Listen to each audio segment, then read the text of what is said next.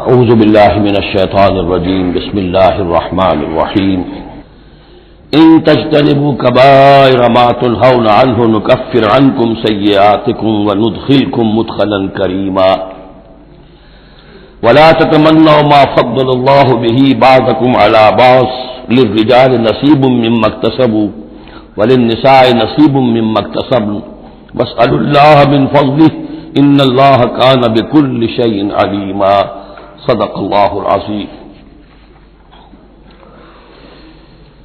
اب انسانی تمدن کے دو بہت اہم مسائل ہیں اور بڑے گہرے فلسفیانہ اہمیت کے حامل۔ پہلا مسئلہ ہے گناہوں کے بارے میں کہ ان میں تقسیم ہے کبائر اور صغائر کی۔ بڑے بڑے گناہ، سب سے بڑا گناہ شرک ہے، کفر ہے، پھر یہ کہ جو فرائض ہیں ان کا ترک کرنا کبائر میں شامل ہوگا، جو حرام چیزیں ہیں ان کا ارتکاب کبائر میں شامل ہوگا۔ ایک ہے چھوٹی چھوٹی کوتاہیاں جو ہو جاتی ہیں، آداب میں ہو جاتی ہیں، یا اور جو بھی باریک احکام ہیں ان میں کہیں کوتاہی ہو گئی ہے، یا بغیر کسی ارادے کے کہیں کسی کی بات ایسی کہہ بیٹھے ہیں کہ جو غیبت کے حکم میں آ گئی ہے، ارادہ نہیں تھا لیکن بات نکل گئی ہے، وغیرہ وغیرہ۔ اس میں جو ایک ہیلدی ایٹیچیوڈ ہے وہ یہ ہے کہ کبائر کا پورے اہتمام کے ساتھ بندوبست کیا جائے کہ اس سے انسان بالکل پاک ہو جائے، فرائض کی پوری ادائیگی، محرمات سے اجتناب مطلق۔ اور یہ چھوٹی چیزیں جو ہیں ان کے بارے میں نہ تو زیادہ ایک دوسرے پر نکیر کی جائے، نہ ایک دوسرے پر گرفت کی جائے، نہ کچھ اس پر بہت زیادہ جو ہے اپنے دل کے اندر بھی دل گرفتگی کی جائے، بلکہ ان کے بارے میں توقع رکھی جائے کہ اللہ تعالیٰ معاف فرما دے گا، استغفار کرے بھی آدمی۔ اور یہی صغائر ہیں جو نیکیوں کے ذریعے سے خود بخود بھی ختم ہوتے رہتے ہیں۔ یہ جو آتا ہے کہ جو شخص وضو کرتا ہے صحیح طریقے پر بیٹھ کر اطمینان سے، تو جب وہ ہاتھ دھوتا ہے تو ہاتھوں کے گناہ جھڑ جاتے ہیں، آنکھوں میں پانی ڈالتا ہے آنکھوں کا گناہ جھڑ جاتا ہے، وغیرہ وغیرہ۔ تو یہ وہ صغائر ہیں۔ ان الحسنات یذہبن السیئات، یہ نیکیاں جو ہیں ان بدیوں کو دور کر دیتی ہیں۔ کبائر معاف نہیں ہوتے اس سے، نیکیوں سے جن گناہوں کی معافی کا از خود اعلان ہے قرآن میں، وہ کبائر نہیں صغائر ہیں۔ کبائر توبہ کے بغیر وہ نہیں بخشے جا سکتے، توبہ کرنی ہوگی۔ اور جو اکبر الکبائر ہے شرک، اس کے بارے میں تو دو مرتبہ اس صورت میں آئے گا، ان اللہ لا یغفر ان یشرک بہ ویغفر ما دون ذلک لمن یشاء، وہ ہم پڑھیں گے بعد میں۔ لیکن ایک پرورٹڈ قسم کی مذہبی شخصیت ہوتی ہے، مذہبی مزاج، پرورٹڈ، مست شدہ۔ جو کبائر ہے وہ تو ہو رہے ہیں، سود خوری ہو رہی ہے، جو کچھ ہو رہا ہے حرام خوری ہو رہی ہے، چھوٹی چھوٹی باتوں پر نکیر ہو رہی ہے، یہ پانچا تمہارا نیچے کیوں چلا گیا ہے، اس کے اوپر ساری گرفت ہو رہی ہے، یہ کیا ہو گیا ہے، تمہاری داڑھی جو ہے شرعی نہیں ہے، اس کے اوپر گرفت ہو رہی ہے۔ یہ چیزیں جو ہیں دس از پرورشن، یہ مذہب کو بس کر دینے والی بات ہے۔ قرآن مجید میں اس معاملے کو 3 جگہ پر نقل کیا گیا ہے کہ یہ فلسفہ جو ہے کہ چھوٹی چیزوں کے بارے میں درگزر سے بھی کام لو، اور یہ کہ بہت زیادہ متفکر بھی نہ ہو، سینس آف پروپورشن ہونا چاہیے۔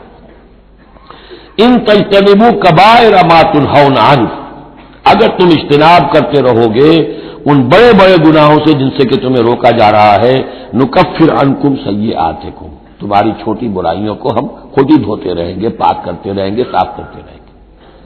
جو بھی نیک کام کرو گے ان کے حوالے سے وہ جو فروغ داشتے ہیں وہ خود بخود بھی دھلتی رہتی ہیں۔ وندخلکم مدخلا کریما، اور تمہیں داخل کریں گے بہت ہی باعزت جگہ پر، جہاں کیا تمہارا مقام جو ہے باعزت اکرام کے ساتھ ہوگا۔ یہ مضمون سورہ شورى میں بھی آیا ہے، پھر سورۃ النجم میں بھی ہے، 3 مرتبہ یہ مضمون قرآن میں آیا ہے۔ دوسرا مسئلہ جو ہے انسانی معاشرے میں وہ فضیلت کا ہے۔ اب ظاہر بات ہے کہ تمام انسانوں کو ایک جیسا تو نہیں بنایا ہے اللہ نے، کسی کو خوبصورت بنا دیا، کسی کو بدصورت بنا دیا، کسی کا قد اونچا ہے، کوئی ٹھگنے قد کا ہے، لوگ اس پر ہنستے ہیں، یا کسی کو مرد بنا دیا، کسی کو عورت بنا دیا۔ اب عورت اپنے اندر ہی اندر کوہتی رہے مجھے عورت کیوں بنایا، تو اس کا حاصل کیا ہوگا؟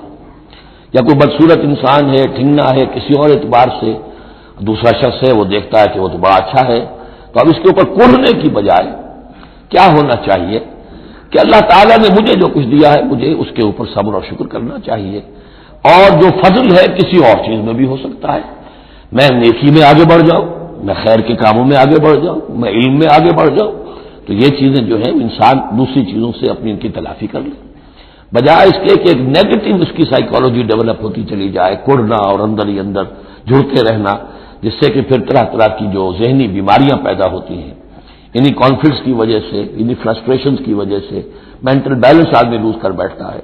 تو اس کی بجائے دیکھیے کس قدر عمدہ تعلیم دی جا رہی ہے، وَلَا تَتَمَنَّوْا مَا فَضَّلَ اللَّهُ بِهِ بَعْضَكُمْ عَلَىٰ بَعْضٍ، اور تمنا نہ کیا کرو اس شے کی کہ جس کے ذریعے سے اللہ نے تم میں سے بعض کو بعض پر فضیلت دے دی ہے۔ اب اللہ کی دی ہوئی فضیلت ہے، اس میں آپ تمنا کریں، اور دوسری طرف یہ کہ اس میں حسرت ہو جائے۔ اب اس میں خاص طور پر جو مسئلہ ہے انسانوں میں، جو آج کا سب سے بڑا مسئلہ ہے دنیا میں، جیسا کہ میں نے بتایا ایکسپلائٹ کیا جا رہا ہے، مساوات مرد و زن۔ اب یہ بھی ایک فضیلت ہے، کسی کو اللہ نے مرد بنایا، کسی کو عورت بنایا۔ اب پہلی بات یہ بتائی جا رہی ہے للرجال نصیب مما اکتسبوا، مردوں کے لیے حصہ ہے اس میں سے کہ جو وہ کمائیں گے، وللنساء نصیب مما اکتسبن، اور عورتوں کے لیے حصہ ہے اس میں سے جو وہ کمائیں گی۔ یعنی جہاں تک نیکیوں کا معاملہ ہے، بدیوں کا معاملہ ہے، خیرات کا معاملہ ہے، حسنات کا معاملہ ہے یا سیئات کا معاملہ ہے، اس میں بالکل ایکویلٹی ہے۔ مرد نے نیکی کمائی اس کے لیے، عورت نے نیکی کمائی اس کے لیے، اس میں برابری ہے۔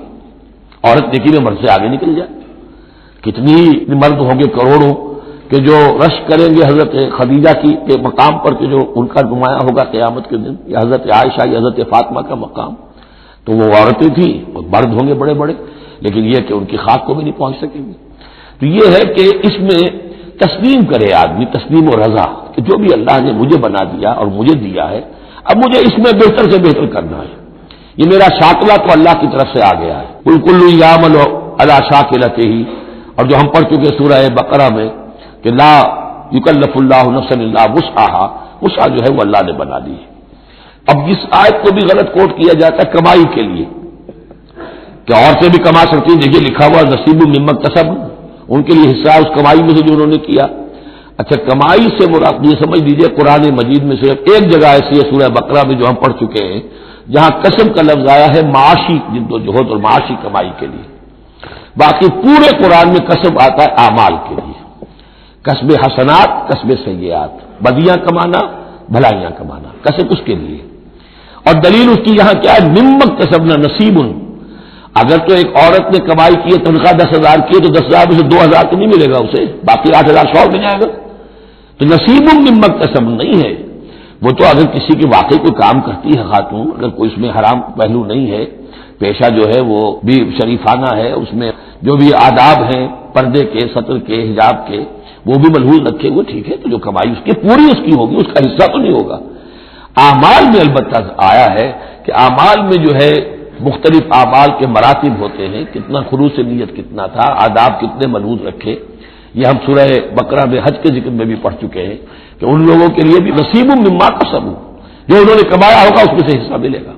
تو یہاں پر یہ نیکی اور بدیوں کا تذکرہ ہے، یعنی جہاں تک مورل لیول ہے اس میں عورت اور مرد برابر ہے، ہیومن ڈگنیٹی، ہیومن آنر اس میں برابر ہے، مورل لا برابر ہے، لیکن یہ ہے کہ باقی جو معاشرتی ذمہ داریاں ہیں اور ان کے حوالے سے جو تقسیم کار اللہ نے رکھی ہے اس کے اعتبار سے فرق ہے۔ اب اس فرق کے ساتھ اگر عورت نکنسائی نہ کرے اور وہ کرتی رہے اور مرد کے بالکل برابر ہونے کی کوشش کرے تو فساد کا سارا معاملہ جو ہے اس معاشرے کا وہ فساد کے نظر ہو جائے گا۔ واسألوا اللہ من فضلہ، اور اللہ سے اس کا فضل تلاش کرو، اے اللہ تو نے مجھے اس معاملے میں کم رکھ دیا ہے، اے اللہ مجھے اس معاملے کے اندر تو مجھے ہمت دے، میں ترقی کروں، تو اللہ تعالیٰ بہت سے لوگوں کو کسی اور پہلو سے نمایاں کر دیتا ہے۔ ان اللہ کان بکل شیء علیما، یقیناً اللہ تعالیٰ ہر شے کا علم رکھتا ہے۔ وَلِكُلٍّ جَعَلْنَا مَوَالِيَ مِمَّا تَرَكَ الْوَالِدَانِ وَالْأَقْرَبُونَ، اب آخر میں پھر ایک مرتبہ جو ہے قانون وراثت کی اہمیت کو دیکھیے، اور ہر ایک کے لیے ہم نے مقرر کر دیے ہیں حصے وراثت میں جو بھی چھوڑتے ہیں والدین یا رشتہ دار۔ والذین عقدت ایمانکم، ایک نیا مسئلہ یہ پیدا ہو گیا تھا کہ ایک دوستی ہوتی ہے، بھائی چارہ ہوتا ہے، یا مدینے میں حضور نے مسلمانوں کو بھائی بھائی بنا دیا تھا، ایک انصاری ایک مہاجر بھائی، تو کیا ان کا وراثت میں حصہ ہے؟ نہیں، یہ وراثت میں حصہ منہ بولے بھائیوں کا نہیں ہے، منہ بولے بیٹے کی کوئی حیثیت نہیں شریعت میں، منہ بولے بھائی کا کوئی حصہ نہیں ہے۔ ہاں اپنی زندگی میں تمہیں والذین عقدت ایمانکم، جن کے ساتھ تمہارا کوئی معاہدہ ہوا ہے، کوئی دوستی ہوئی ہے، فآتوہم نصیبہم، انہیں ان کا حصہ دے دیا کرو، یعنی اپنی زندگی میں ان کے ساتھ جو بھلائی کرنا چاہو، کوئی ہبہ کرنا چاہو اپنی وراثت میں سے بھی، اپنی وراثت میں سے وصیت کرنا چاہو، یہ کر سکتے ہو، لیکن جو کہ قانون وراثت میں طے ہو گیا ہے، لا وصیت لوارث، پھر وارث کے لیے کوئی وصیت بھی نہیں، اور وہ یہ کہ بہرحال وراثت میں حقدار کوئی اور نہیں ہوگا سوائے اس کے کہ جس کو اللہ نے مقرر کر دیا ہے۔ ان اللہ کان علی کل شیء شہیدا، یقیناً اللہ تعالی ہر چیز پر گواہ ہے۔ اب آئی ہے وہ آیت، اصل میں کانٹے دار آیت جو ہے، جو عورتوں کے حلق سے بہت مشکل سے اترتی ہے، کانٹا بن کر اٹک جاتی ہے۔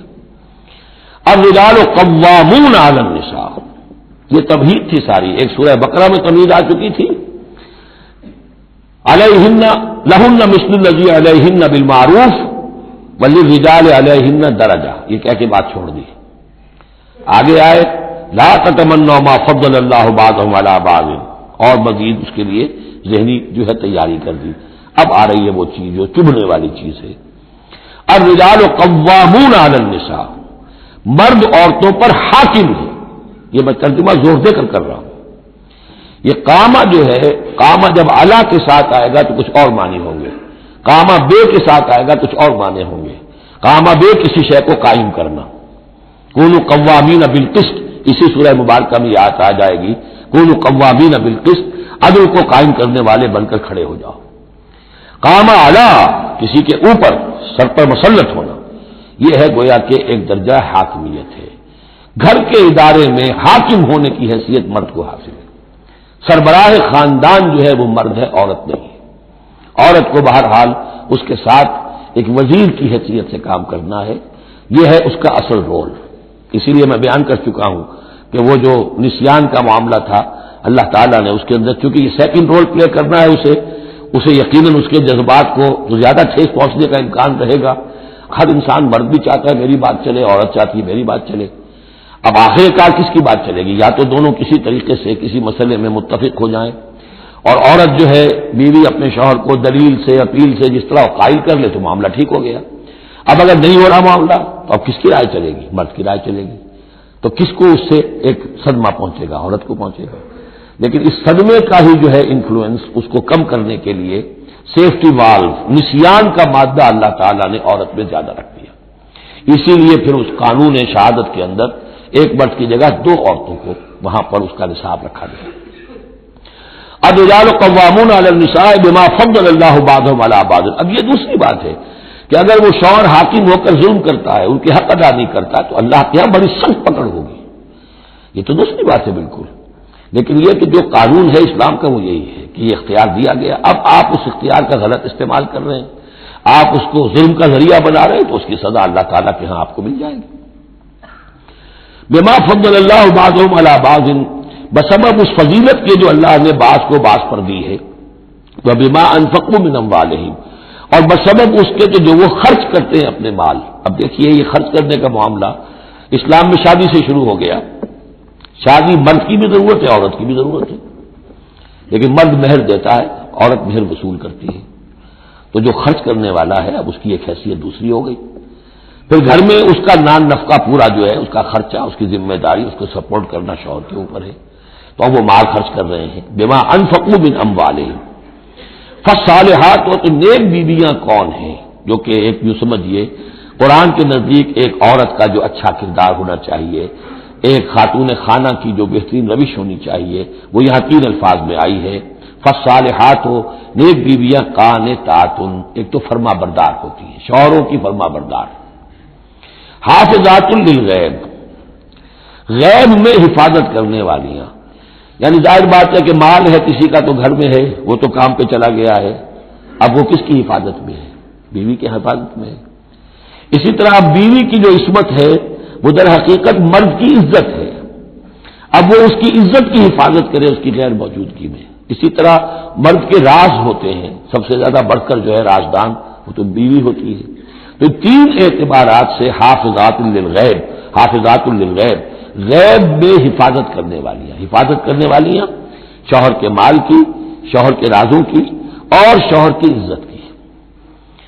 بما حفظ اللہ، اللہ کی حفاظت سے، حفاظت ہے تو اللہ کی، لیکن جیسے رازق اللہ ہے، لیکن کام تو انسان کو کرنا پڑتا ہے، رزق کمانا پڑتا ہے۔ واللاتی تخافون نشوزہن، اور وہ خواتین کے جن کے بارے میں تمہیں اندیشہ ہو جائے ان کے اندر سرکشی کا، ضد ہے، ہٹ درمی ہے، بات نہیں مان رہی ہے، اپنی بات منوانی ہے، کسی نہ کسی طریقے سے گھر کی فضا خراب کی ہوئی ہے، یہ ہے نشوز۔ ذہناً تسلیم نہ کرنا کہ میری حیثیت جو ہے وہ بہرحال شوہر کے تابع دار کی ہے، اس کو اگر تسلیم نہیں کریں گے تو ظاہر بات ہے فرکشن ہوگی، اور فرکشن جو ہے اس کے نتیجے کے اندر وہ گھر کے اندر جو ہے وہ ایک فساد پیدا ہوگا۔ واللاتی تخافون نشوزہن فعظوہن، تو ان کو پہلے تو نصیحت کرو، واہجروہن فی المضاجع، دوسرے تنبیہ کے طور پر ان سے تعلق اپنے بستر علیحدہ کر لو اور ان کے ساتھ وہ تعلق زد و شو جو ہے کچھ عرصے کے لیے بند کر دو۔ واضربوہن، اس پر بھی ٹھیک نہ ہو تو انہیں مارنے کی بھی اجازت ہے۔ اس میں حضور نے جو روکا ہے وہ یہ ہے کہ چہرے پر نہ مارا جائے اور کوئی ایسی مار نہ ہو جس کا مستقل نشان جسم پر پڑے۔ اب یہ چیزیں اللہ کا کلام ہے، اس کے اندر جو ہے کوئی ہمارے لیے کوئی جھجک نہیں ہے، معاشرتی زندگی کو ٹھیک رکھنے کے لیے اس کی ضرورت پیش آئے تو وہ بھی کرنی ہوتی ہے۔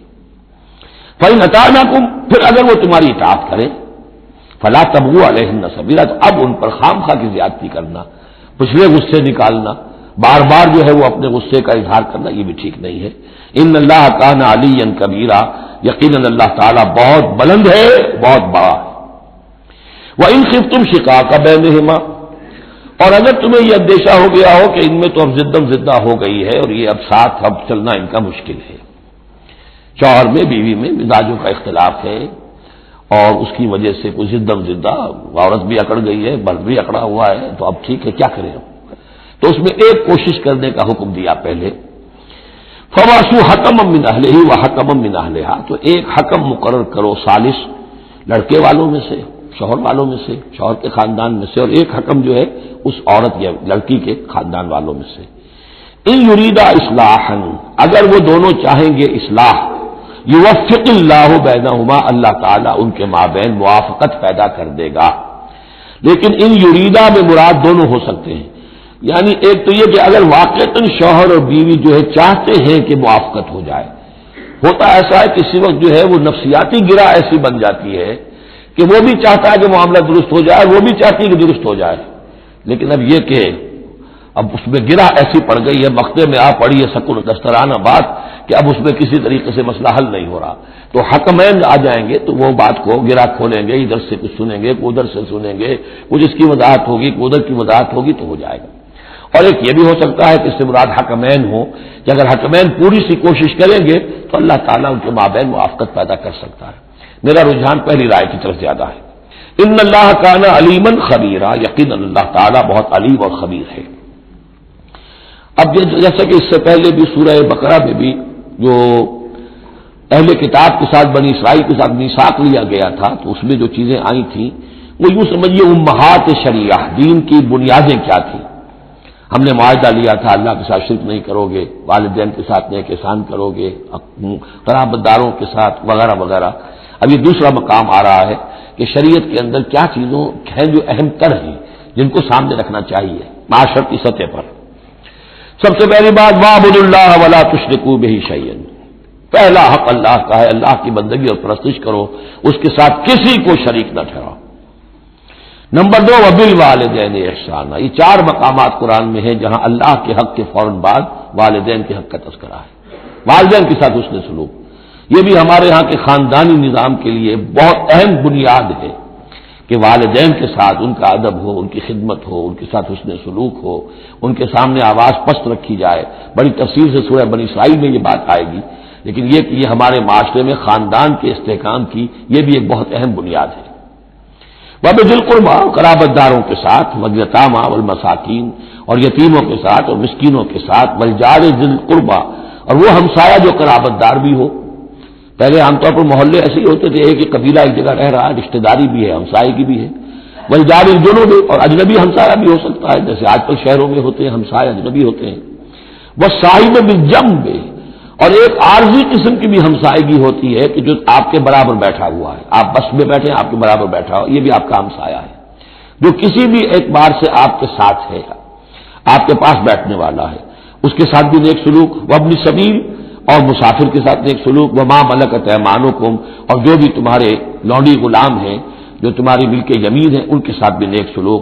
ان اللہ لا يحب من كان مختالا فخورا، اللہ کو بالکل پسند نہیں ہے وہ لوگ کہ جو مختال ہیں، شیخی خوڑے اور اکڑنے والے، فخر کرنے والے، اکڑ کرنے والے۔ الذین یبخلون ویامرون الناس بالبخل، جن میں یہ شیخی خوری ہوتی ہے، اکڑ ہوتی ہے، پھر وہ بخیل بھی ہوتے ہیں، اس لیے کہ عام طور پر تو انہیں اپنا جو تکبر ہوتا ہے وہ دولت کے برابر ہوتا ہے، انہیں معلوم ہے ہمارے پاس دولت ہے، تو ظاہر بات ہے دولت اگر وہ خرچ کر دیں گے اور دولت جو ہے نہیں رہے گی تو عزت نہیں رہے گی۔ جو کہ بخل کرتے ہیں وہ یامرون الناس بالبخل، اور لوگوں کو بھی بخل کا حکم دیتے ہیں، کیونکہ جب لوگ دیکھتے ہیں کہ یہ لوگ ذرا خرچے کے اندر کمی کرتے ہیں تو انہیں اندیشہ ہوتا ہے کہ یہ ہمیں ملامت کریں گے، تم بڑے بخیل ہو، تو اس سے پہلے ہی کیوں نہ کہو بابا یہ اس طرح نہ کیا کرو، تم خام کا پیسے اڑاتے ہو، کچھ نہ کچھ بچا کے رکھا کرو اور وقت پہ کام آئے گا، تو بجائے اس کے کہ آپ کو کوئی ڈیفنس لینا پڑے پہلے ہی آفنس لیجیے، تو یامرون الناس بالبخل، وہ لوگوں کو بھی بخلی کا مشورہ دیتے ہیں کہ عقل کے ناخن لو۔ وَيَكْتُمُونَ مَا آتَاهُمُ اللَّهُ مِنْ فَضْلِهِ، اور وہ چھپاتے ہیں اس کو جو اللہ نے انہیں اپنے فضل میں سے دیا ہے۔ دولت ظاہر ہوگی تو کوئی سائل سوال کر بیٹھے گا، لیکن اچھا مسکین صورت بنائے رکھو کہ ان کے اوپر تو شاید خود 2 وقت کے فاقے ہیں، اب کیا ان کے سامنے ہاتھ دراز کرو۔ وَأَعْتَدْنَا لِلْكَافِرِينَ عَذَابًا مُهِينًا، اور ایسے کافروں کے لیے ہم نے بڑا اہانت آمیز عذاب تیار کر رکھا ہے۔ وَالَّذِينَ يُنْفِقُونَ أَمْوَالَهُمْ رِئَاءَ النَّاسِ، اور اس سے بھی آگے بڑھ کر وہ لوگ ہیں برائی کے اندر، شناعت کے اندر، کہ جو خرچ کرتے ہیں مال لوگوں کو دکھاوے کے لیے۔ وَلَا يُؤْمِنُونَ بِاللَّهِ وَلَا بِالْيَوْمِ الْآخِرِ، اور وہ حقیقت میں ایمان نہیں رکھتے نہ اللہ پر نہ یوم آخر پر۔ وَمَن يَكُنِ الشَّيْطَانُ لَهُ قَرِينًا فَسَاءَ قَرِينًا، تو ایسے لوگ گویا کہ شیطان کے ساتھی ہیں، تو جن کا ساتھی شیطان ہو گیا ہو تو وہ تو بہت ہی برا ساتھی ہے۔ وَمَاذَا عَلَيْهِمْ، کیا ہو جاتا ان پر، کیا قیامت ٹوٹ پڑتی ان پر، لَوْ آمَنُوا بِاللَّهِ وَالْيَوْمِ الْآخِرِ، اگر وہ ایمان ہی لے آتے سچے دل سے، صدق کے دل سے اللہ پر اور یوم آخر پر۔ وَأَنفَقُوا مِمَّا رَزَقَهُمُ اللَّهُ، اور خرچ کرتے کھلے دل کے ساتھ اس میں سے جو اللہ نے انہیں دیا ہے۔ وَكَانَ اللَّهُ بِهِمْ عَلِيمًا، اور اللہ تعالیٰ ان سے اچھی طرح واقف ہے۔ إِنَّ اللَّهَ لَا يَظْلِمُ مِثْقَالَ ذَرَّةٍ، یقیناً اللہ تعالیٰ کسی پر ذرے کے برابر بھی، ذرے کے ہم وزن بھی ظلم نہیں کرے گا۔ لا يظلم مثقال ذرة وإن تک حسنۃ یضاعفھا، اگر نیکی ہوگی وہ ذرہ عمل کا جو ہے نیکی کا ہے اسے دگنا کرے گا، بڑھائے گا، بڑھوتری کرے گا۔ وَيُؤْتِ مِن لَّدُنْهُ، نہ صرف اس کو بڑھا کر دے گا واپس بلکہ اور اپنے پاس سے یؤتِ مِن لَّدُنْهُ أَجْرًا عَظِیمًا، خاص اپنے خزانے فضل سے مزید بہت بڑا اجر دے گا۔ اب یہ آیت جو آ رہی ہے، آیت نمبر 41 ہے سورہ مبارکہ کی، یہ بڑی اہم ہے، یہ وہ شہادت علی الناس سے متعلق ہے جو سورہ بقرہ میں جو مضمون آیا تھا کہ اے مسلمانوں تمہیں اب شہداء علی الناس بنایا گیا، جیسے کہ نبی تم پر شہید تھے یا نبی نے تم پر شہادت دی ہے۔ نبی قیامت کے دن کھڑے ہو کر کہیں گے اے اللہ میرے پاس جو دین آیا تھا میں نے انہیں پہنچا دیا تھا، اب یہ ذمہ دار ہیں، they are responsible for their attitude and conduct. تو یہ بات تمہیں کہنی ہے قیامت کے دن کھڑے ہو کے، اللہ ہم نے اپنے زمانے کے لوگوں تک تیرا دین پہنچا دیا تھا، اب اس کے بعد جو بھی طرز عمل ہے یہ جواب دیں۔ ایسا نہ ہو کہ الٹا وہ ہمارے اوپر مقدمہ کرے کہ اللہ ان بدبختوں نے ہمیں نہیں پہنچایا، یہ خزانے کے سانپ بن کر بیٹھے رہے۔ تو یہ تو ایک رخ ہے اس کا، لیکن یہ کہ جس کے ذمے یہ ڈیوٹی لگ گئی ہو، واقعہ یہ ہے کہ اس کے لیے تو ایک بہت بھاری یوں سمجھیے کہ بوجھ ہے اس پر۔ اب اس کا جو ہے نقشہ کھینچا جا رہا ہے قیامت کے دن کیا ہوگا۔ فَكَيْفَ إِذَا جِئْنَا مِن كُلِّ أُمَّةٍ بِشَهِيدٍ، تو کیا ہوگا اس دن، کیا صورتحال ہوگی جس دن کے ہم ہر امت میں سے ایک شہید کھڑا کریں گے۔ کون؟ ان کا نبی اور رسول جس نے ان کو دعوت پہنچا دی۔ وَجِئْنَا بِكَ عَلَىٰ هَٰؤُلَاءِ شَهِيدًا، اور اے نبی آپ کو ہم لائیں گے ان پر گواہ بنا کر، یعنی آپ کو کھڑے ہو کر کہنا ہوگا، جس کو کہ ہمارے تصور میں کہتے ہیں، ہمارے اصطلاح میں پروزیکیوشن وٹنس۔ عدالت خدا بندی کا پروزیکیوشن وٹنس کون ہے؟ نمبر 1 پروزیکیوٹر کون ہے؟ نبی۔ اے اللہ تیرا پیغام جو پہنچا تھا میں نے پہنچا دیا تھا، now they are accountable responsible. تو اس کے کیا معنی ہوئے؟ اپنی ہی قوم کے خلاف گواہی آ گئی نا۔ اعلیٰ کا لفظ یہاں بھی نوٹ کر لیجیے، اعلیٰ ہؤلاء شہیدا، اعلیٰ ہمیشہ مخالفت کے لیے آتا ہے۔ ہم توقع میں ہیں کہ ہمیں تو شفاعت ملے گی میٹھی میٹھی، یہاں کڑوا معاملہ ہے، اے اللہ یہ بدبخت ہے جنہیں میں دین دے کر گیا تھا، ان کا کام تھا دین پھیلانا، انہوں نے خود دین کو چھوڑ دیا۔ تو نبی شفاعت کریں گے یا نبی مقدمہ قائم کریں گے؟ وقال الرسول یا رب ان قوم اتخذوا هذا القرآن مہجورا، اور کہیں گے رسول کہ اللہ میری اس قوم نے قرآن کو ترک کر دیا تھا۔ اس آیت کے بارے میں ایک واقعہ بھی ہے کہ ایک مرتبہ حضور صلی اللہ علیہ وسلم نے حضرت عبداللہ ابن مسعود سے کہا کہ مجھے قرآن سناؤ۔ انہوں نے عرض کیا حضور آپ کو سناؤں، آپ پر تو نازل ہوا ہے۔ فرمایا ہاں لیکن مجھے کسی دوسرے سے سن کر کچھ اور حظ حاصل ہوتا ہے، لطف آتا ہے۔ سورہ نساء انہوں نے پڑھنی شروع کی، شروع سے لے کے پڑھتے جا رہے ہیں۔ ظاہر بات ہے کہ حضور بھی سن رہے ہیں، باقی اور صحابہ بھی ہوں گے، اور حضرت عبداللہ ابن مسعود کی گردن نیچی ہے، پڑھ رہے ہیں۔ جب اس آیت پر پہنچے فَكَيْفَ إِذَا جِئْنَا مِن كُلِّ أُمَّةٍ بِشَهِيدٍ وَجِئْنَا بِكَ عَلَىٰ هَٰؤُلَاءِ شَهِيدًا، تو حضور نے فرمایا حسبک حسبک، بس کرو بس کرو۔ اور عبداللہ ابن مسعود نے سر اٹھا کر دیکھا تو حضور کی آنکھوں سے آنسوؤں کی لڑیاں چل رہی تھیں۔ اپنی قوم کے خلاف مجھے گواہی دینی ہوگی، وَجِئْنَا بِكَ عَلَىٰ هَٰؤُلَاءِ شَهِيدًا يَوْمَئِذٍ يَوَدُّ الَّذِينَ كَفَرُوا، اس دن یہ چاہیں گے کافر، وَعَصَوُا الرَّسُولَ، جنہوں نے کفر کیا تھا اور رسول کی نافرمانی کی تھی، لَوْ تُسَوَّىٰ بِهُمُ الْأَرْضُ، کسی طرح زمین پھٹ جائے، شق ہو جائے، ہم اس میں دفن ہو جائیں اور ہمیں نسیہ منسیہ کر دیا جائے، وَلَا يَكْتُمُونَ اللَّهَ حَدِيثًا، اللہ سے وہ کوئی بات چھپا نہیں سکیں گے۔ یا ایھا الذین آمنوا لا تقربوا الصلاۃ وانتم سکارى، اہل ایمان نماز کے قریب نہ جاؤ اس حال میں کہ تم نشے کی حالت میں ہو۔ اب یہ وہ سورہ بقرہ میں جو آیا تھا یسألونک عن الخمر والمیسر، اس کا اگلا قدم آ گیا کہ اس کے اندر جو خباثت ہے، شناعت ہے، جو برائی کا پہلو ہے، اس کو ایک مرتبہ اور اجاگر کیا۔ یا ایھا الذین آمنوا لا تقربوا الصلاۃ وانتم سکارى حتی تعلموا، جب تک کہ نشہ اتر نہ جائے اور تمہیں معلوم ہو کہ تم کیا کہہ رہے ہو۔ اس واقعات بھی بیان ہوتے ہیں کہ ایسا ہوا کہ نشے میں نماز پڑھائی کسی نے، اس لیے کہ حرام ابھی حرام مطلق تو ہوئی نہیں تھی، تو اس میں قل یا ایھا الکافرون لا اعبد ما تعبدون، اس کی بجائے اعبد ما تعبدون، میں بھی بندگی کرتا ہوں اسی کی جس کی تم کرتے ہو، تو کفر ہو گیا۔ تو اس پر خاص طور پر یہ آیت نازل ہوئی، حتی تعلموا ما تقولون، جب تک کہ تم سمجھ نہ رہے ہو شعور کے ساتھ کہ تم کیا کہہ رہے ہو۔ اب اس میں ایک اشارہ ادھر بھی ہو گیا، بے سمجھے نماز پڑھنا بھی ایسا ہی ہوا پھر، یعنی یہ کہ جو روکا جا رہا ہے ایک تو مدہوشی کی وجہ سے سمجھ میں نہیں آ رہا اور غلط سمجھ پڑھ رہے ہیں، اور ایک سمجھتے ہی نہیں۔ قرآن کہہ رہا ہے حتی تعلموا ما تقولون، تمہیں معلوم ہونا چاہیے کیا کہہ رہے ہو تم۔ اب جنہیں قرآن مجید کے معنی نہیں آتے، نماز کے معنی نہیں آتے، انہیں کیا پتا کیا کہہ رہے ہیں۔ ولا جرما الا عابری سبیل حتی تغتسلوا، اسی طریقے اگر تم حالت جنابت میں ہو، اگر اپنی بیویوں سے تم نے وہ تعلق قائم کیا ہو، مباشرت کی ہو، یا یہ کہ اور کسی اور طرح کی اسی وہ احتلام وغیرہ کی شکل ہو گئی ہو، تب بھی تم نماز کے قریب نہ جاؤ حتی تغتسلوا، جب تک کہ غسل نہ کر لو۔ الا عابری سبیل، اس کے بارے میں بہت سے قول ہیں، لیکن یہ جو آگے بات بیان ہو رہی ہے اس میں آ جائے گا کہ ہاں سفر کی حالت میں اس غسل کی پابندی پر جو ہے وہ نرمی کی گئی ہے اور اس میں تیمم کی اجازت دی گئی ہے۔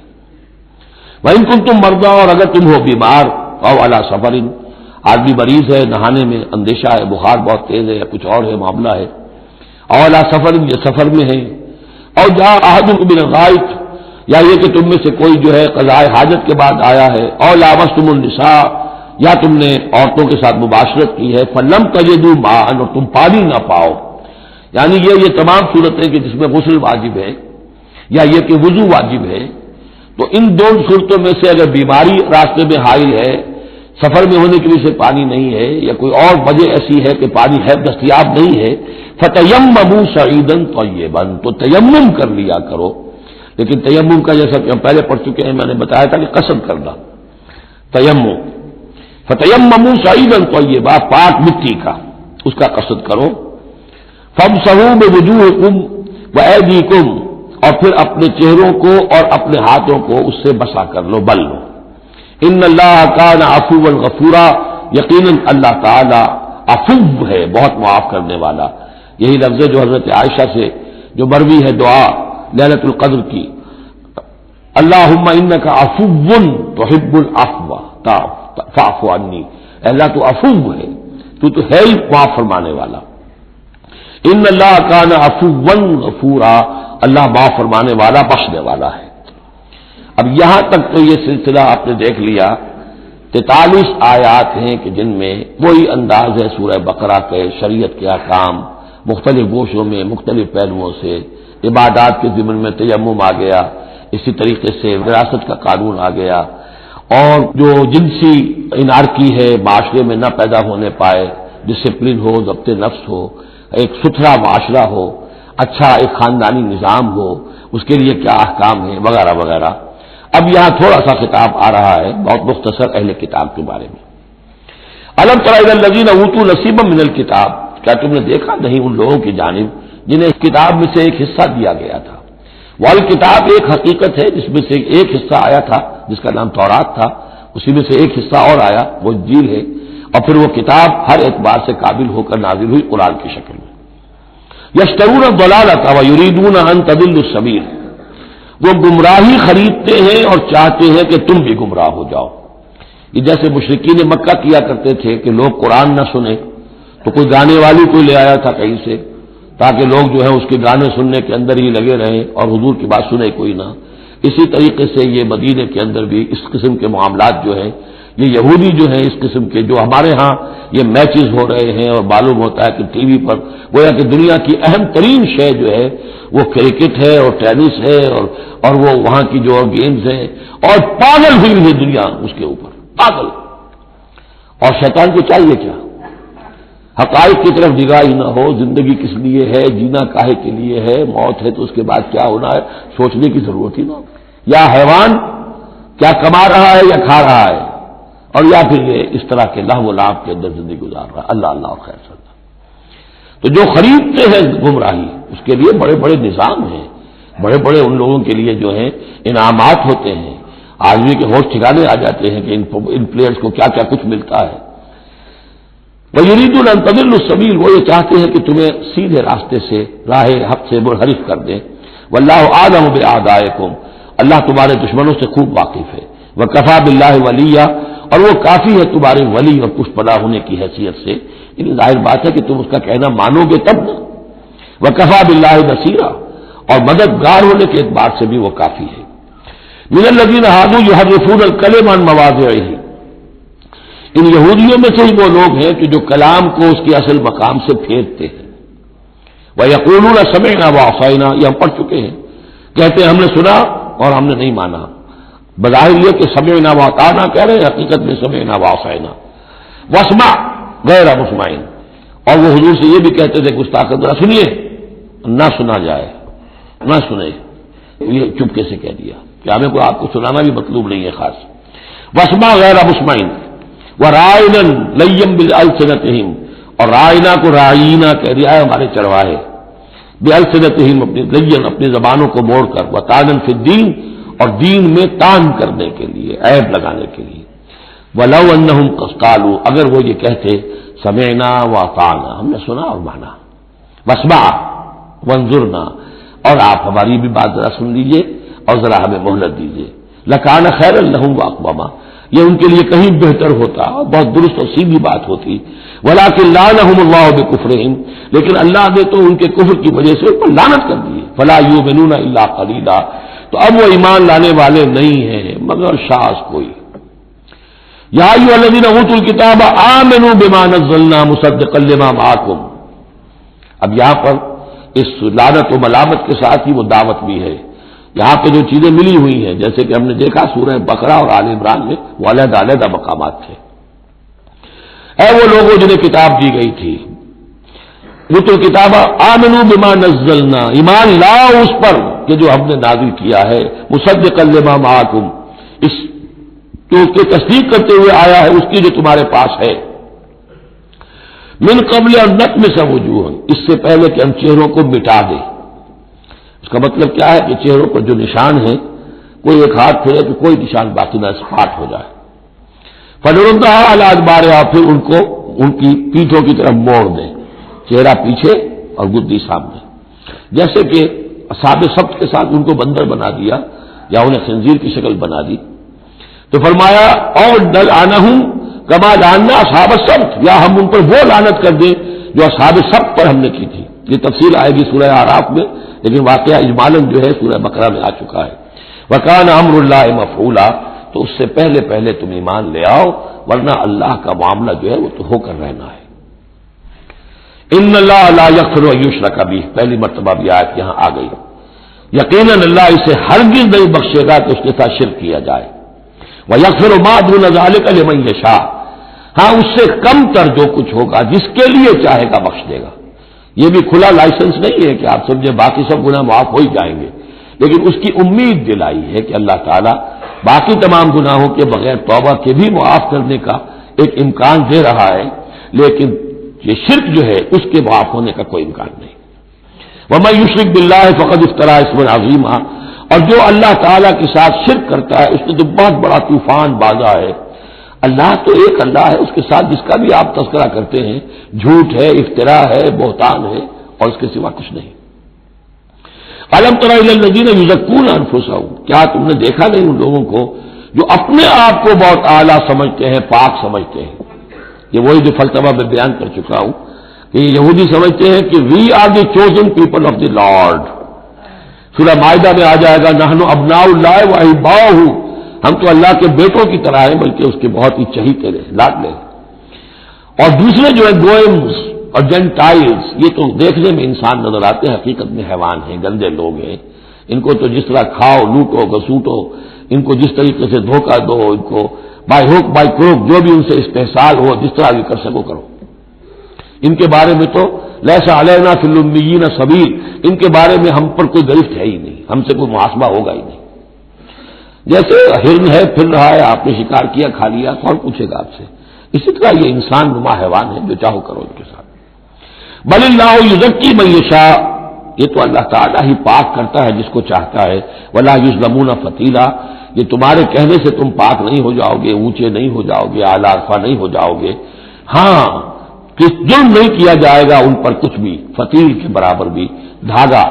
فتیل اصل میں کہتے ہیں کہ جو آپ نے دیکھا ہوگا آج کل تو کھجوریں کھاتے ہیں تو کھجور کی گٹھلی کے ساتھ ایک چھوٹا سا دھاگا لگا ہوتا ہے کہ جس سے بقیہ کھجور کے ساتھ اس کا تعلق ہوتا ہے، وہ گٹھلی کی ناف کے ساتھ سمجھ لیجئے، وہ فتیل ہے۔ اب ظاہر بات ہے کہ اس زمانے میں جو چھوٹی سی چھوٹی چیزیں لوگوں کے مشاہدے میں آتی تھی تو کسی چیز کے چھوٹے ہونے کے لیے مثال وہیں سے دی جا سکتی تھی۔ انظر کیف یفترون علی اللہ الکذب، دیکھو کیسے یہ لوگ اللہ پر جھوٹ باندھ رہے ہیں۔ وکفی بہ اسما مبینا، اور یہی گناہ کافی ہے، یعنی ان کی گرفت کے لیے اور ان کے عذاب دینے کے لیے یہی ایک بات کافی ہے جو انہوں نے گھڑ لی ہے۔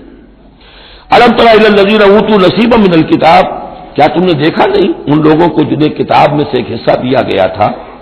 یؤمنون بالجبت والطاغوت وَيَقُولُونَ لِلَّذِينَ كَفَرُوا هَؤُلَاءِ أَهْدَىٰ مِنَ الَّذِينَ آمَنُوا سَبِيلًا، وہ ایمان لاتے ہیں بتوں پر اور شیطان پر، طاغوت پر، اور کہتے ہیں ان لوگوں سے کہ جنہوں نے کفر کیا یعنی مشرکین، هَؤُلَاءِ أَهْدَىٰ مِنَ الَّذِينَ آمَنُوا، ان اہل ایمان سے تو یہ زیادہ ہدایت پر ہے، تو اہدیٰ سبیلا، یہ لوگ زیادہ راستے پر برحق ہیں۔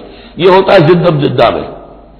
اب ظاہر بات ہے، مجھے معلوم تھا کہ محمد اور ان کے ساتھی صلی اللہ علیہ وسلم ورضی اللہ عنہم وہ کن کن چیزوں میں ان سے مشابہ تھے، توحید ہے، ایمان بالآخرہ ہے، موسیٰ کے ماننے والے ہیں، تورات کے ماننے والے، لیکن جب زدم زدہ آتی ہے تو کہتے ہیں یہ مشرک بھی بہتر ہے ان مسلمانوں سے، تو ان کا دین بہتر ہے، یہ تو گویا کہ بالکل ہی کسی حیثیت ان کی ہے ہی نہیں۔ اور اس میں ظاہر بات ہے کچھ کہہ بیٹھتے ہو کہ ہاں جی آخر آپ کے بتوں میں بھی کچھ نہ کچھ تو ہے نا، لیکن یہ کہ مسلمانوں کے پاس تو کچھ بھی نہیں، یہ تو سرے سے خالی۔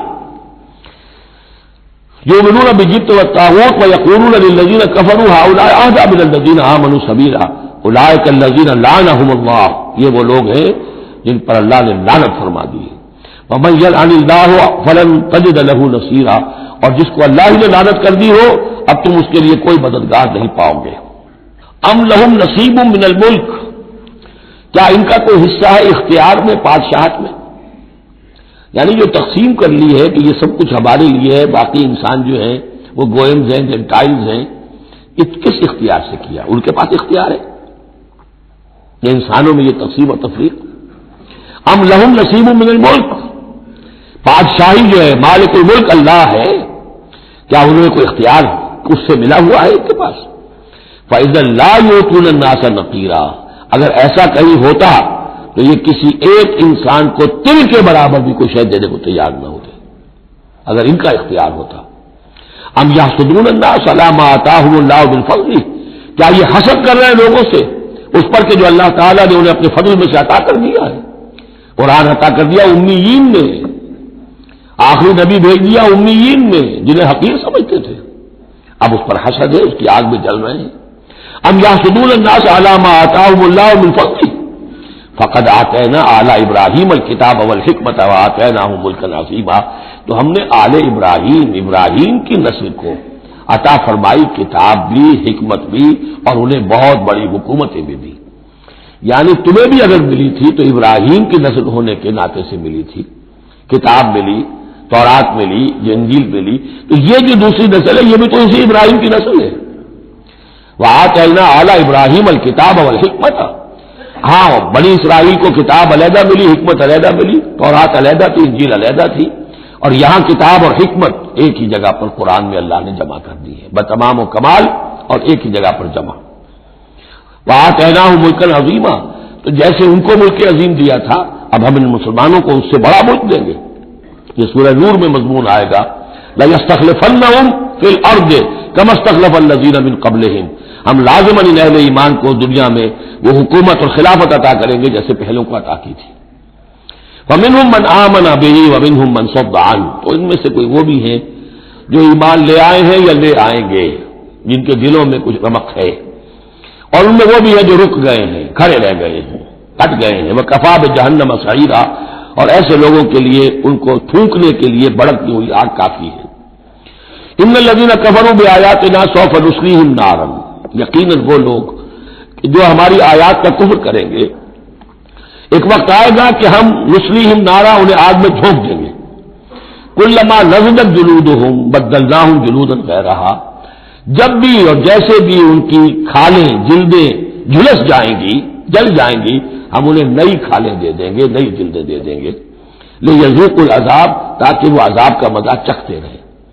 اب یہ بھی ایک بہت بڑی میڈیکل حقیقت ہے کہ جو اصل حس ہے پین کی وہ کھال ہی میں ہے، اندر جو ہے چاہے وہ ہمارے مسلز ہیں ان کے اندر جلن کی ہوگی لیکن احساس نہیں ہوگا اس کا۔ اصل جو ہے احساس جلن کا، چٹکی ہے، کوئی اور تکلیف ہے، کانٹا چبھا ہے، اور یہ ساری چیزیں جو بھی ہیں اس کا سارا احساس جو ہے سینسیٹیو جو ہے وہ سکن ہے۔ تو سکن چونکہ ان کے لیے تکلیف کا موجب ہو رہی ہے، سکن جل گئی، اب انہیں نئی سکن دی جائے گی، بدلناہم جلودا غیرہا، اس کے سوا اور کھال دے دی جائے گی تاکہ وہ سوزش مسلسل رہے، وہ جلن کا احساس برقرار رہے، اس میں کمی نہ ہو، لیذوقوا العذاب، تاکہ وہ عذاب کا مزہ چکھتے رہیں۔ ان اللہ کان عزیزا حکیما، یقیناً اللہ تعالیٰ زبردست ہے، کمال حکمت والا۔ والذین آمنوا وعملوا الصالحات، وہی سائملٹینیس کنٹراسٹ، جب جہنمیوں کا تذکرہ ہوا ہے تو اہل جنت کا تذکرہ بھی ہے، اور وہ لوگ جو ایمان لائے اور جنہوں نے نیک عمل کیے، سندخلہم جنات تجری من تحتہا الانہار، ان قریب انہیں ہم داخل کریں گے ان باغات میں جن کے دامن میں ندیاں بہتی ہوں گی، خالدین فیہا ابدا، اور وہ رہیں گے ان میں ہمیشہ ہمیش، لہم فیہا ازواج مطہرۃ، ان کے لیے اس میں ہوں گی بہت پاک باز بیویاں، وندخلہم، اور ہم انہیں داخل کریں گے ذلا ذلیلا، ایسی ٹھنڈی چھاؤں، گہری چھاؤں کے اندر ہم انہیں داخل کریں گے، ذل اور ذلیل، بہت ہی ٹھنڈی چھاؤں۔ یہاں اب وہ ختم ہوا حصہ کہ جو اہل کتاب کی طرف رجوع سکون اور خطاب تھا، اب پھر مسلمانوں سے، ان اللہ یامرکم ان تؤدوا الامانات الی اہلھا، اور یہ دو تین آیتیں نہایت اہم ہیں قرآن مجید کی، سارا اسلام کا سیاسی قانونی دستوری نظام اس میں ہے۔ ان اللہ یامرکم ان تؤدوا الامانات الی اہلھا، پہلی بات تو یہ اللہ تمہیں حکم دیتا ہے کہ امانات سپرد کرو اس کے اہل لوگوں کو۔ فَإِذَا حَكَمْتُمْ بَيْنَ النَّاسِ أَن تَحْكُمُوا بِالْعَدْلِ، اور جب لوگوں کے درمیان فیصلہ کرو تو عدل سے فیصلہ کرو۔ پہلی بات یہ ہے کہ جو بھی آپ سیاسی نظام بناتے ہیں، انتظام کرتے ہیں، اس میں منصب ہوتے ہیں، منصبوں کی پھر ذمہ داریاں ہوتی ہیں تو اختیارات بھی ہوتی ہیں، اس کو دیکھ کر دینا چاہیے کہ کون اہل ہے۔ یہ کہ برادری کی وجہ سے، رشتہ داری کی وجہ سے، کسی کی دولت کی وجہ سے، کسی کے دھونس کی وجہ سے اگر آپ نے کیا تو خیانت کی ہے، پھر یہ امانت ہے۔ اس امانت کا استعمال صحیح ہونا چاہیے. عام معنی میں بھی امانت، جو بھی امانت کسی نے رکھوائی ہے اسے واپس لوٹانی ہے، لیکن یہاں یہ وہ معاشرتی زندگی اور جو بھی ایک اجتماعی زندگی کے جو اہم اصولوں کی حیثیت سے بات آ رہی ہے کہ اب تؤدوا الامانات الی اہلھا، جو بھی اہل ہیں اس کی استطاعت اور اہلیت رکھنے والے. نمبر 2 جوڈیشری، وَإِذَا حَكَمْتُمْ بَيْنَ النَّاسِ أَن تَحْكُمُوا بِالْعَدْلِ. پہلی چیز ہے سیاسی نظام، کس کو امیر بناؤ، امیر المومنین بناؤ، کس کے لیے تم ہیڈ آف دی اسٹیٹ بناؤ، کیا کرو. وہ تو جو بھی نظام ہوگا پہلے تو یہ کہ وہ اہلیت کی بنیاد پر ہو.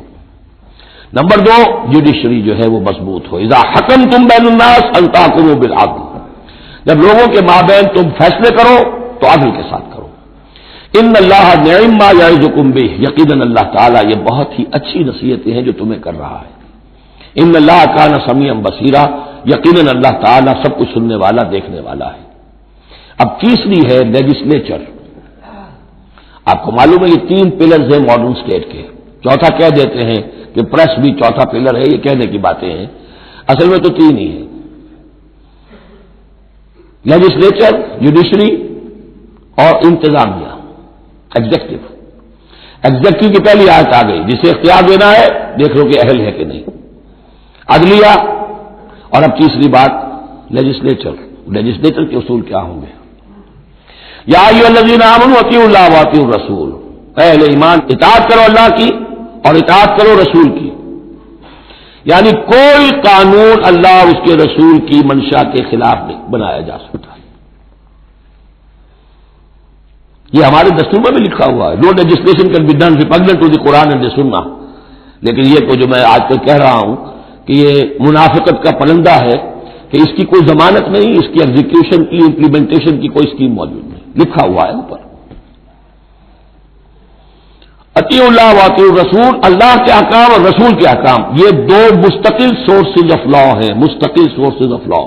منکرین سنت کی یہاں نفی ہوتی ہے. وہ اولی الامر منکم، اور اپنے میں سے اولی الامر کی بھی اطاعت کرو. لیکن یہاں جو عجیب بات ہے وہ یہ ہے کہ 3 کی اطاعت آئی، اللہ کی، رسول کی، اولی الامر کی. 2 کے لیے اطیعوا، تیسرے کے لیے نہیں ہے.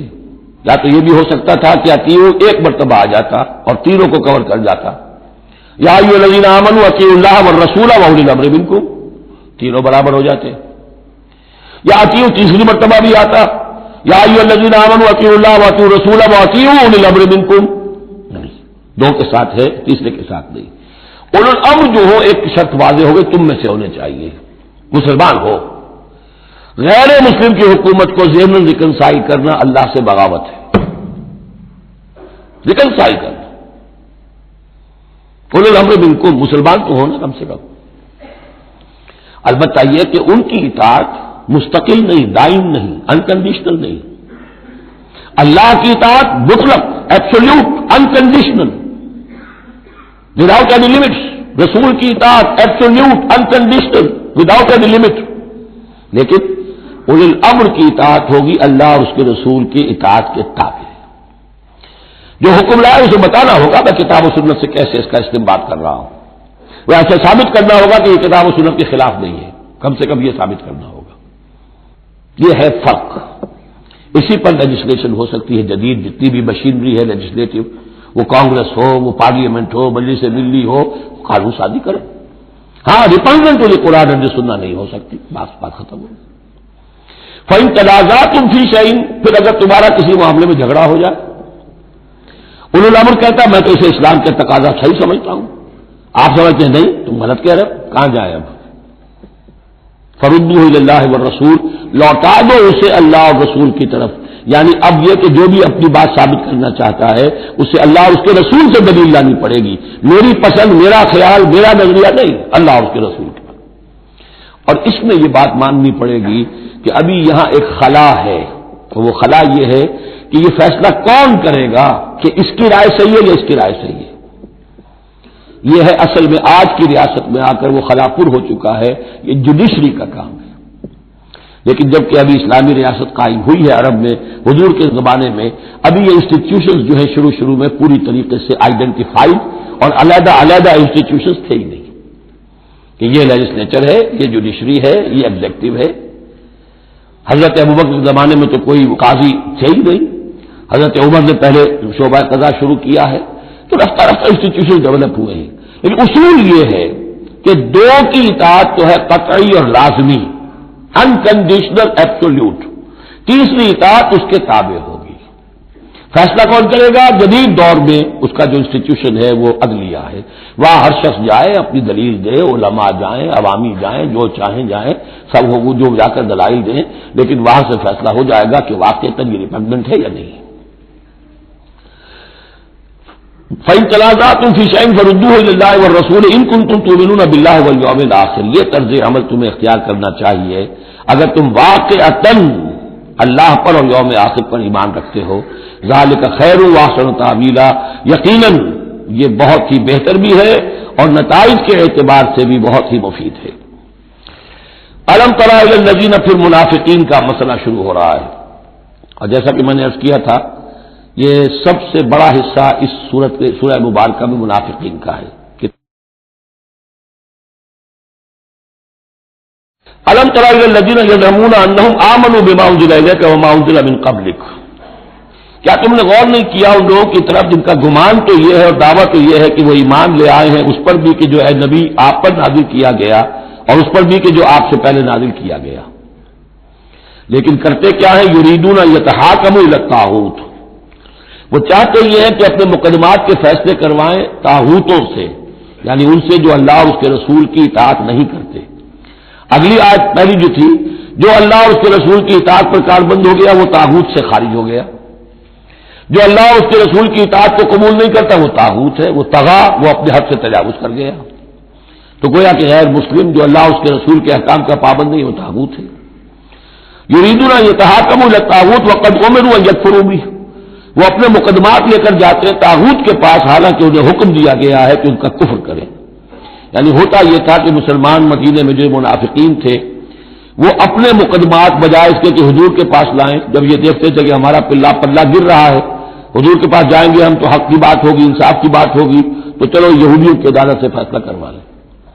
ایک یہودی کا اور ایک مسلمان کا جھگڑا ہوا اور اس میں یہ مسئلہ اٹھ کھڑا ہوا. وہ یہودی کہتا تھا چلو محمد کے پاس صلی اللہ علیہ وسلم، اس لیے کہ اسے بھی یقین تھا کہ میں حق پر ہوں. یہ مسلمان جو منافق تھا یہ کہتا تھا نہیں چلو تمہارے پاس کعب ابن اشرف کے پاس چلو، اس سے معاملہ طے کرواؤ. بہرحال اس کے بعد ہوا یہ کہ حضور کے پاس وہ یہودی لے آیا، حضور نے فیصلہ کر دیا اس کے خلاف. اب اس نے کہا اچھا چلو دیکھو آپ بھی عمر سے اور بات کرتے ہیں. حضرت عمر سے آ کے بات کی، امید کی کہ شاید وہ جب میرا لحاظ زیادہ کریں، میں مسلمان ہوں.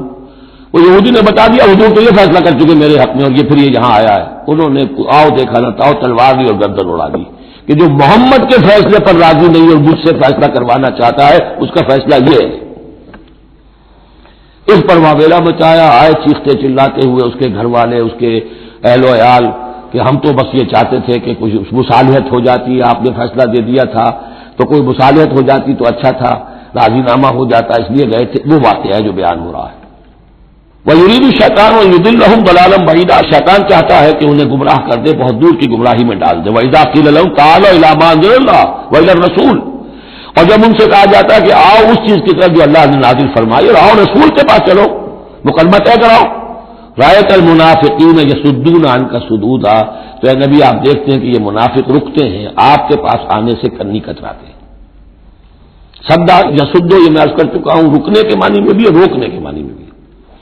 فَكَيْفَ إِذَا أَصَابَتْهُم مُّصِيبَةٌ بِمَا قَدَّمَتْ أَيْدِيهِمْ.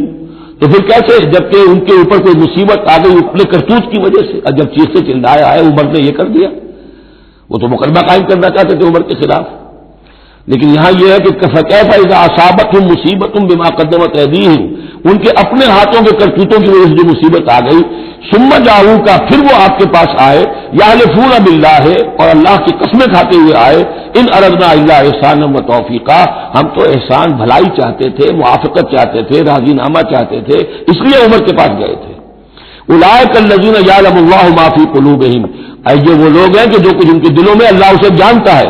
فاعرض عنہم، تو اے نبی ان سے آپ رخ پھیر لیجئے. وعظہم، اور ان کو ذرا نصیحت کیجئے، ڈانٹیے ڈپٹیے. وقل لهم فی انفسہم قولا بلیغا، اور ایسی بات کہیے ان سے جو ان کے دلوں میں اتر جائے.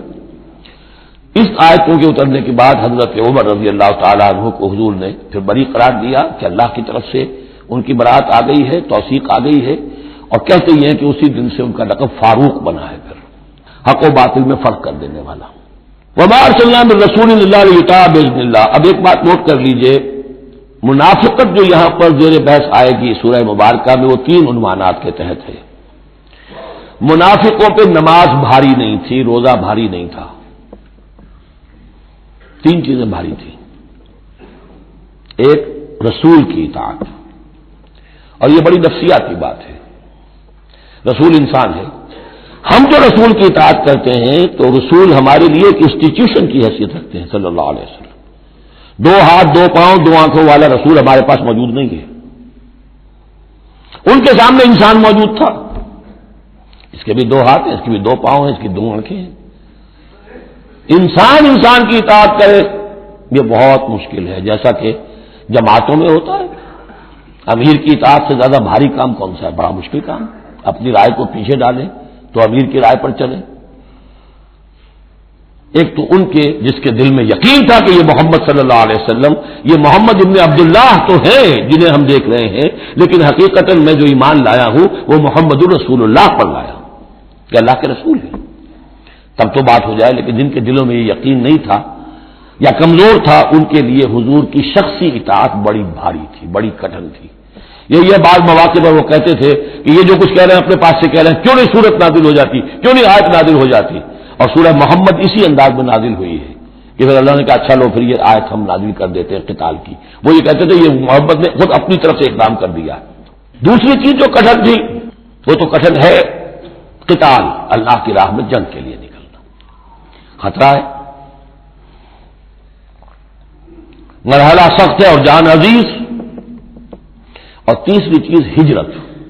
اب ہجرت میں منافقین مدینہ نہیں، منافق جو اور تھے گردا گرد کے اور مکے میں جو تھے ان کا ذکر آئے گا اب آگے۔ گھر بار چھوڑ کر، خاندان والوں کو چھوڑ کر نکل جانا آسان کام نہیں۔ اب سب سے پہلے اطاعت رسول، اس کی کیا اہمیت ہے؟ وما ارسلنا من رسول الا لیطاع باذن اللہ، تو ہم نے نہیں بھیجا کسی رسول کو مگر اس لیے کہ اس کی اطاعت کی جائے اللہ کے حکم سے۔